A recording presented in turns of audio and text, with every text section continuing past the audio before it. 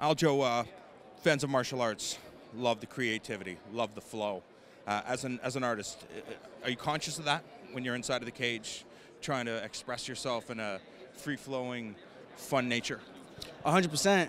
You know, I think every single fight I show little glimpses of different things that I've been doing in the training room.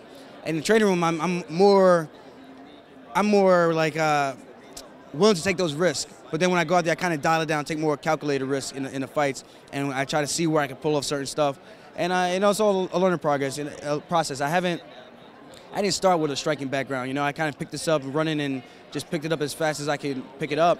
Same thing I did with wrestling. I started wrestling in 10th grade, and I feel like I don't get the credit I deserve for working my ass off. You know, I'm competing with these guys who've been doing this for a very long time, and I think I'm right there with the best in the world. So I think that's success in itself, and I think I just got to keep on pushing and just keep on working on the little things, man. That's all it is. It's the little basic things that make you a great fighter, and that's it. I like expressing myself. I like working on things I'm doing, arm triangles from the bottom, hangman guillotines and taekwondo kicks. It's fun. It's fun to get out there and just enjoy the 15 minutes. Why is the whole process fun?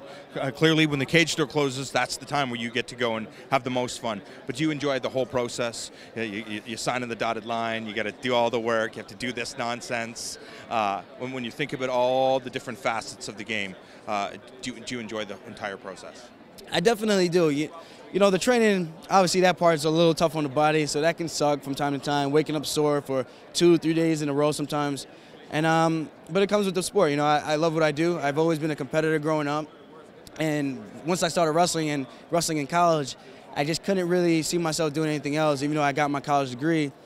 So it's definitely fun to kind of just see how the whole thing unwinds, and then we get out there and see all the work coming to fruition in the cage, in the octagon, and it's fun, man. I enjoy it for sure.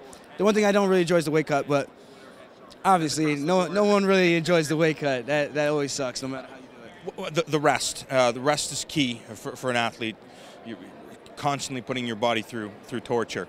Are your coaches all in contact? Do they understand what your schedule is? Because you come off one workout, then you have to go to another workout, but you're supposed to be in rest during these different times. What's the importance of communication through all the coaches? It's very important. Sometimes I would do the workouts that my coaches would put me through, and then I would just go out and do extra workouts without telling them, and then I'll go to another workout that they set up for me, and then I'm kind of like fatiguing a little bit or not giving it 100% effort because I just physically can't.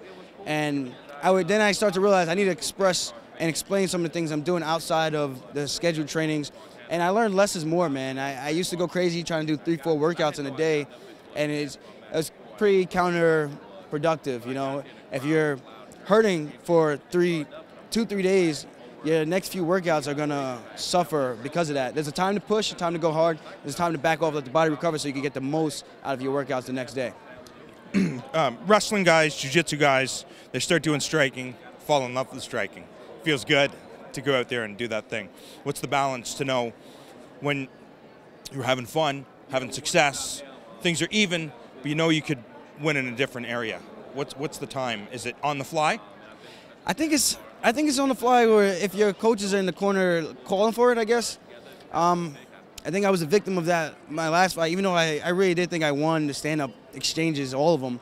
And you get a positive response from your side? Yeah. Feels that a lot of people I felt that you won the fight. Even some guys from his camp even came over to me and told me that they thought I won the fight. And it is what it is. I think that's from an experience standpoint. Some of these judges don't know what they're looking at. So when you guys have someone who's experienced looking at it, and they know what hurts, what scores, and what's doing what, they know what it feels like to be in there, so they understand some of those high-level techniques. So I guess it's just all part of the game, and everyone just kind of evolving. And once the sport gets to a higher platform and you start having more fighters as judges, I think the judging will get better overall, and it's just one of those things. I think in that fight, if I just went back to what I know best, which is my wrestling and my jiu-jitsu, I think that fight is a completely different. I think it would have been probably even more one-sided than what I honestly thought it was. I mean, the second round was close, but besides that, I think I was controlling the angles, controlling where the fight was taking place. I don't know.